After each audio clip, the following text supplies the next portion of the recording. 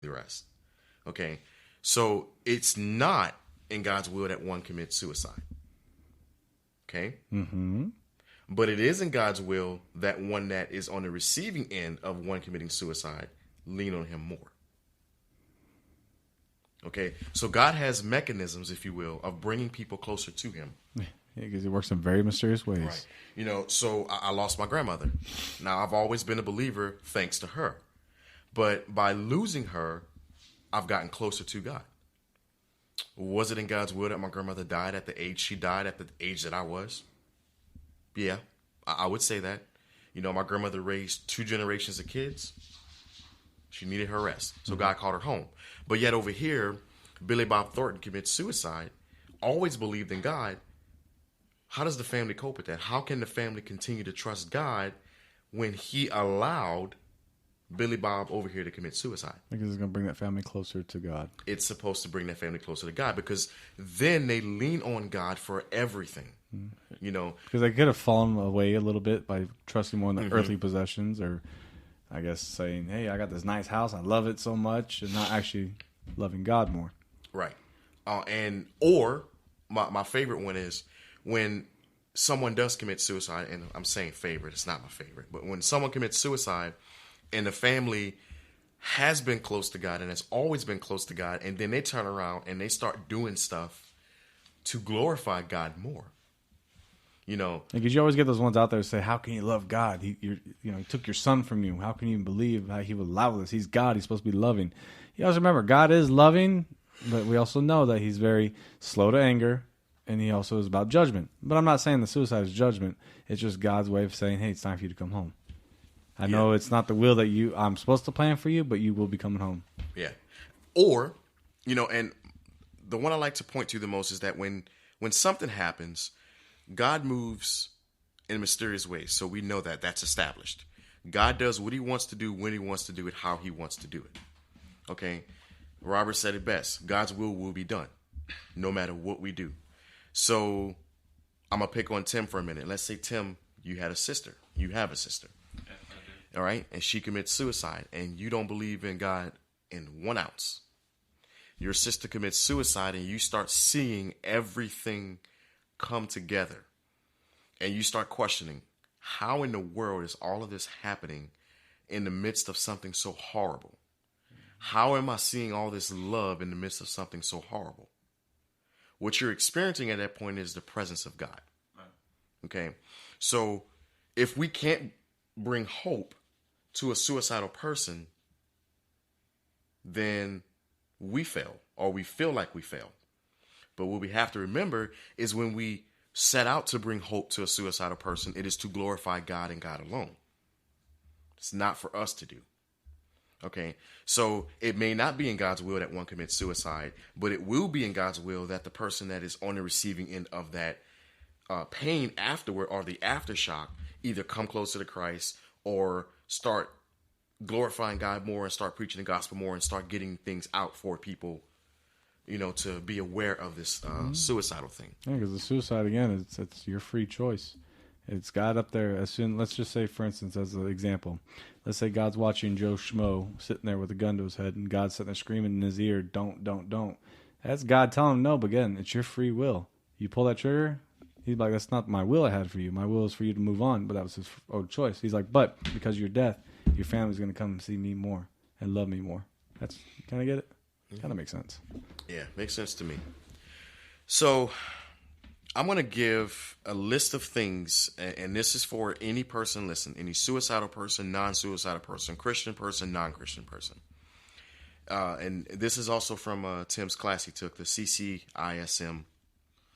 CISM. Why is there 2 C's? Where? Never mind. Anyway. Malfunction. Here are some things that, and look, if you got a friend or a family member that's suicidal, do these things with them. All right. Again, don't leave them alone. Do everything with them. Get enough sleep. Stay with them if you have to. Y'all both should do that. Get enough sleep. Get enough to eat. Of course, your work is going to vary depending on what you do. Do some light exercise. Oh, I need to start doing that again. You, me both. Do something pleasurable. Meditate, pray, and relax. All right. Now, and of course, it's got meditate, pray, and relax because everybody may not be Christian. So, however you pray, if you will, is your preference. Date night with friends. Focus on what you did well for that day. Learn from your mistakes. Share a private joke. Support a colleague. Do something good for someone. Take a vacation. We all need that. Yes, sir. That costs money. Unplug for the day or weekend. So lately I've been doing a lot of travel and been enjoying it and loving it. But you've been working a lot. But I've been working a lot. And I enjoy that. What are you doing? Really? Malfunction? Yeah. We have a malfunctioning host. But anyway, you know, guys, we can bring hope through the Holy Spirit. Like, if it's God's will, then His will be done. And if we're the vessel used to bring hope, then God's going to use us. If we're not the vessel, then God's going to point us to that right person to go to. Kind of reminds me of the movie I watched on Pureflex. That's what it's called. The Encounter. I love that movie, The Encounter. If anybody's ever not seen it, go to Pureflex and look up The Encounter. It's good. Any closing remarks or statements? The only thing I could say, again, from my past experience and people who I've stopped trying to commit suicide, and I was there for them. Literally, I stayed nights with people. Don't give up on no one. See the signs. Help them no matter what. If they have anything, to help with them, at least tell them to call that phone number we told earlier, 1-800-273-TALK. That's 8255. And I repeat, 1-800-273-TALK or 8255. Don't let it just fly by. It's a serious matter. Show them that you love them, that you're there for them. And again, let them talk. Talk. Let them vent it all out. Let them get it off their chest.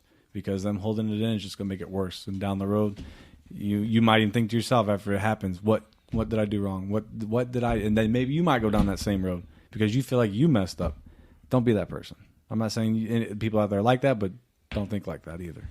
Right. Give everything unto God. To all my suicidal folks out there, you are loved, you are loved, you are loved. I don't know you, but I love you.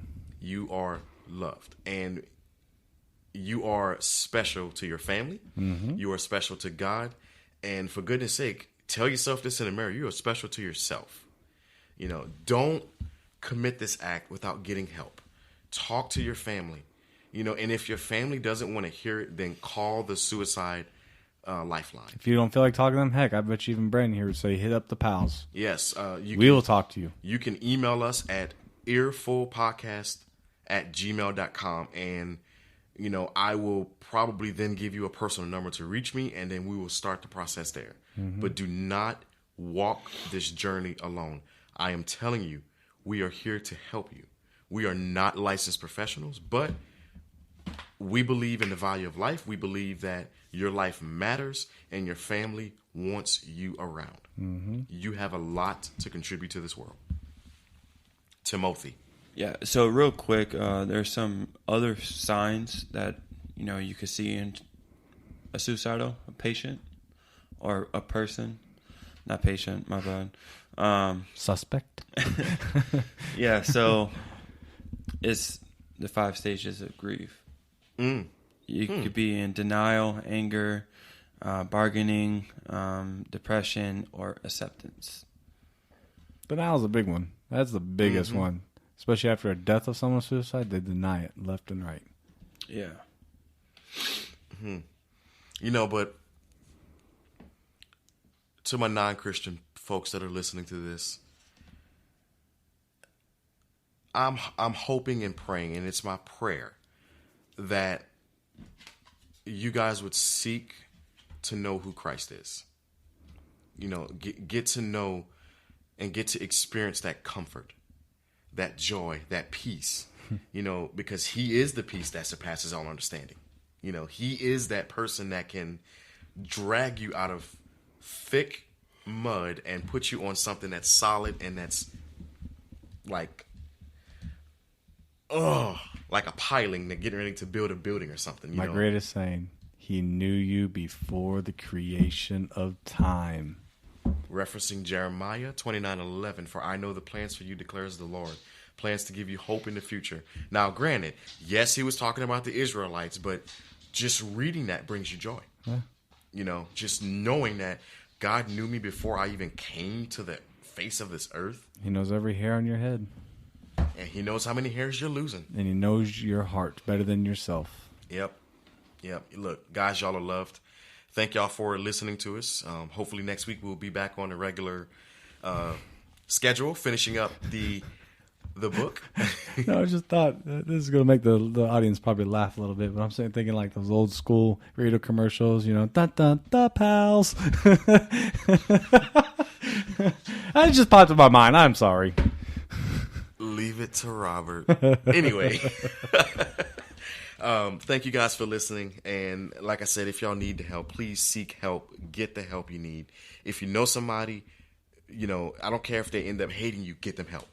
Do not let them walk in this journey alone. Tim. Suicide prevention out of the darkness. That's the walk? Yeah, yes. Okay. That's one of the... Let me see that again. Let me give that information out. Dun dun the pals. I'm sorry. So that's going to be November 16th, and it's actually going to be held in Thibodaux. So, oh wow, yeah, I was planning on attending. Yeah, if you're local in the area of Louisiana, show up, please. If you're not in the area, try to make it. Try and see if you have one's local in your area. It possibly could happen, or maybe start one in your area. And I got it. It's the American Foundation for Suicide Prevention. It's a national event or a group, but they have chapters, and we are lucky to have someone host one of those walks.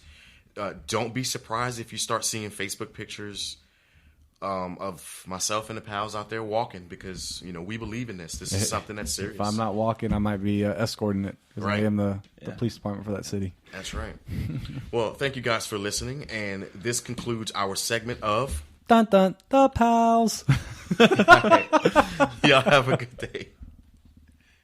Have you ever thought about starting your own podcast? You see, when I was trying to get my podcast off the ground, I had a lot of questions. I mean, a lot of questions. Questions like, how do I record an episode? Or how do I get my show into all the apps that people use to listen to podcasts? How do I make money from my podcast? The answer to every one of these questions is really simple. Anchor. Anchor is a one-stop shop for recording, hosting, and distributing your podcast. Best of all, it is completely 100% free and super easy to use. And now Anchor can match you with great sponsors who want to advertise on your podcast. That means you can get paid to podcast right away. In fact, that is exactly what I'm doing right now by reading this ad. So if you always wanted to start a podcast and make money doing it, go to Anchor. Go to anchor.fm/start and join me in a diverse community of podcasters already using Anchor. That's anchor.fm/start. I cannot wait to hear your podcast.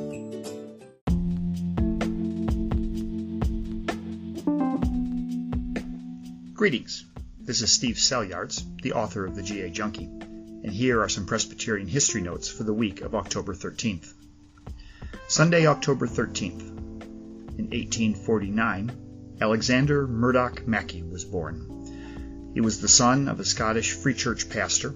He trained as an engineer and spent his life as a missionary in Uganda, building roads, doing Bible translation, and establishing technical education.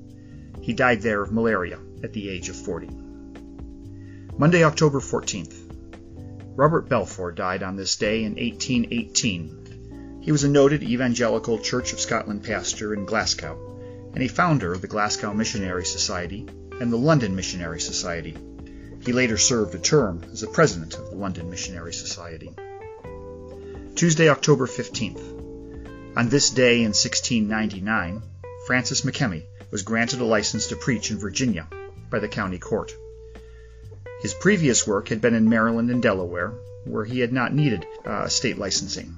However, the colony of Virginia had Anglicanism as the established religion, and nonconformists needed to be licensed to preach. Wednesday, October 16th. Today in 1801, the General Anti-Burgher Seceder Synod published a revision to their testimony. This led to a 5-year debate concerning its adherence to the Westminster Standards, particularly regarding magistrates.